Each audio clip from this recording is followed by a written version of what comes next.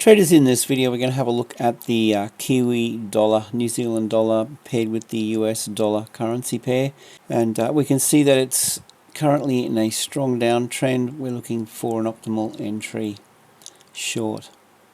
Please understand the information in the video is educational in nature and not financial advice. So without further ado, let's get into the video. Traders, I'm looking at the Kiwi dollar. In fact, we'll go out to the daily and I'll just show you what I've got marked up here. What I'm going to do with the video is attempt to explain how I'm looking at what I'm seeing on the charts, and I'm just going to voice my thought process. And for the benefit of those of you who might be new to trading, or you're learning and you don't understand some concepts, I'll attempt to explain basically what I'm seeing on the chart and how I understand the markets. And I'll keep it as simple as possible. Basically, we've got this downtrend, and we know that, obviously, we can see that this is trending south. So from this, we can conclude that big money is behind this. Big money as in the banks, smart money.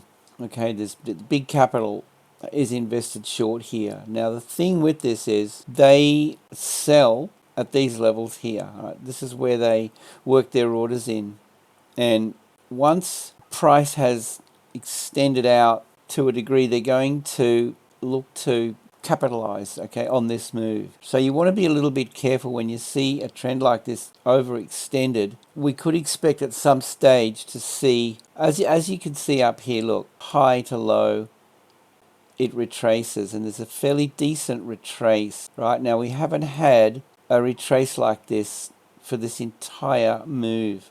So at some stage, I would expect this to react fairly significantly off one of these levels, and it's either going to be this one here. So we'll mark up this candle wick, right? So we can assume that there is a ton of liquidity resting under here that big money is targeting. So when this trades down into this level, and we've nearly reached this level, they're going to most likely unload here, and as a result you're going to see a fairly significant retrace. Okay, so you want to be prepared for that. Now, in saying that, my bias is to sell, but be careful because we're heading into some significant levels.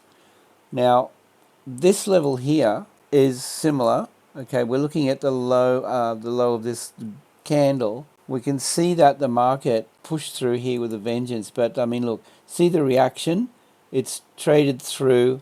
I mean, we can pick up the candle wick if you like. So that's the extent of most of the bulk of the liquidity that's resting at this level. So from here we can see how this candle here reacted right there, and it pulled back. Okay, now we're going to see this more clearly on a 4-hour chart or even a 1-hour chart. So let's just go down to the 4H so you can see this green candle.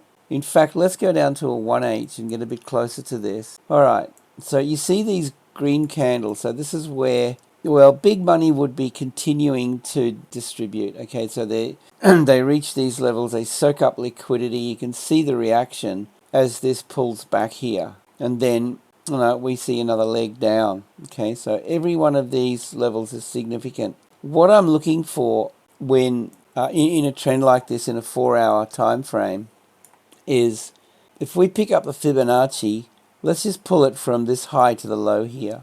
I'm looking for this retrace, and then we'll get to the current price and where I'm expecting to enter the market. Now, see how this Fibonacci swing high, swing low, and then we get this retrace into the 61.8 fib here. Okay, see that? Right, that's an entry point. So if we continue this concept, we pull the Fibonacci swing high, swing low. See here how the price moved into it pulled back into the 50 to the 61.8. I've got this marked up as my red and blue threshold. Basically, red is the bottom line. It needs to trade through this 50%. So that's 50% of this price swing. Okay, so I'm looking for the same thing with this movement here. If we pull a Fibonacci from high to low, I mean, look, this could be where it pivots.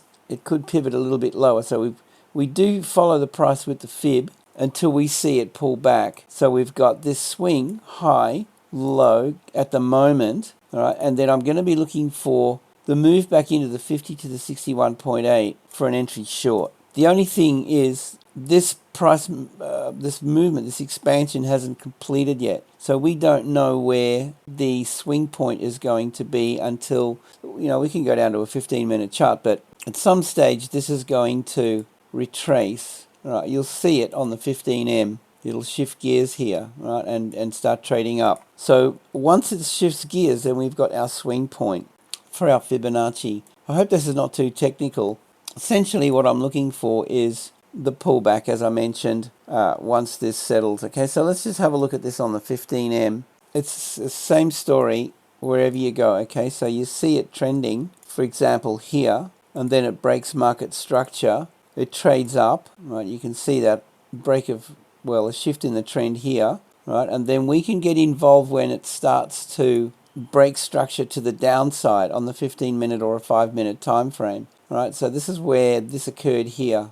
There, shift in the structure, just call it a chock, change of character. And then the real break occurred where this low here got taken out. All right, so that there would be a break of market structure, BOS. All right, so I'm just getting a little bit more, I guess, pedantic about how I would get involved with this. Okay, so at the moment, this is overextended, and we're looking for this to rotate. And look, you know what? Keep an eye on this into the London Open. So at the moment, this is the Asian range. I'm almost reluctant to open, given that this has trended. This has been trending through the Asian session. You might be better off waiting for the New York session open before you get involved. I mean, as a general rule, if Asia has been trending sideways, I'll get involved at London. If Asia has been trending, it might pay to wait for New York, because we could see this react around the London Open today and possibly push north. Right, so just be aware that, look, the bottom line is you're looking for this to move back up into, this is my point of interest, up in around this fib level here. So just see how it trades around London and into the Asia close later on today, because what we're going to be looking for then is this retrace and rotation to catch a short wherever that plays out, right? And then you're going to get involved as such. Bottom line is I'm waiting for the pullback to get involved. Okay, guys, that's my take on the Kiwi dollar. With that, I hope you have a great day. Safe trading. Leave a comment, and we'll see you in the next one.